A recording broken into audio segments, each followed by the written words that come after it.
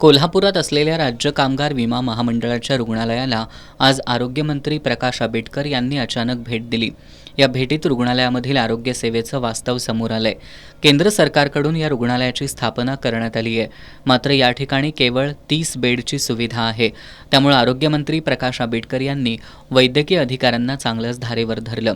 तेव्हा वैद्यकीय अधिकारी एकमेकांवर जबाबदारी ढकलत असल्याचं दिसून आलं। यावेळी आरोग्यमंत्र्यांसमोर दोन्ही वैद्यकीय अधिकाऱ्यांमध्ये शाब्दिक वादावादीचा प्रकार देखील घडला। रुग्णांना योग्य सेवा मिळते का याची माहिती नामदार आंबेडकर यांनी घेतली। रुग्णालयातील चित्र समाधानकारक नसल्यानं आरोग्यमंत्र्यांनी यावेळी नाराजी व्यक्त केली आणि केंद्राच्या अधिकाऱ्यांसोबत आठवडाभरात बैठक बोलावली असल्याचं त्यांनी सांगितलं। खरं तर इथं सर्व प्रकारच्या सुविधा मिळायला पाहिजेत, परंतु आज बघितल्यानंतर खूप निराशाजनक चित्र आहे की इथं अजूनसुद्धा 30 बेडचं हॉस्पिटल उपलब्ध नाही।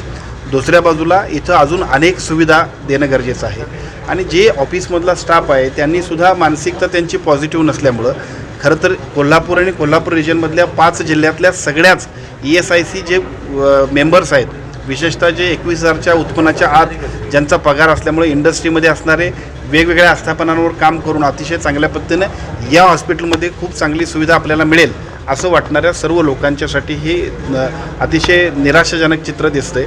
मी उद्याच पुढच्या आठवड्यामध्ये इथं कमिशनर ESIC आणि सेंट्रल कमिशनर ESIC या दोघांनाही आपण बोलवतोय।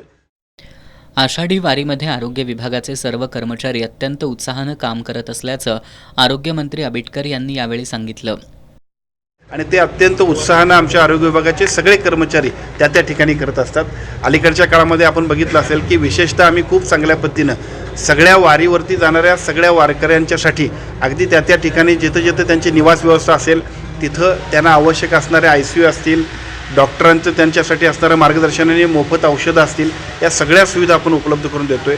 सगळ्या वारीमध्ये सगळ्या मोठ्या दिंड्या ज्या आहेत त्या सगळ्या दिंड्यांच्या बरोबर तिथं कार्डियक ॲम्ब्युलन्स असतील, बाईक ॲम्ब्युलन्स असतील, औषधांचा पुरवठा असेल, एक्सपर्ट डॉक्टर असतील, महिला गायनोकॉलॉजिस्ट असतील, हे सगळे आपण उपलब्ध करून देतोय जेणेकरून ही आरोग्याची सुद्धा वारी व्हावी। पंढरीची वारी ही विठोबाच्या दर्शनाची वारी आहे, पण त्याचबरोबर आरोग्य विभागाची सुद्धा ही आरोग्याची वारी खूप चांगल्या पद्धतीनं लोकांचे आशीर्वाद आरोग्य विभागाला देत राहील। कोल्हापूर शहराच्या हद्दवाढीवर बोलताना नामदार प्रकाश आंबेडकर यांनी कोल्हापूरसाठी हद्दवाढ आवश्यक असल्याचं स्पष्ट केलं। हद्दवाढीतील गावांना विश्वासात घेण्यात येईल। हद्दवाढीशिवाय शहर पुढे जात नाही, त्यामुळे सर्वांना विश्वासात घेऊनच हद्दवाढ होणार असल्याचं त्यांनी सांगितलं।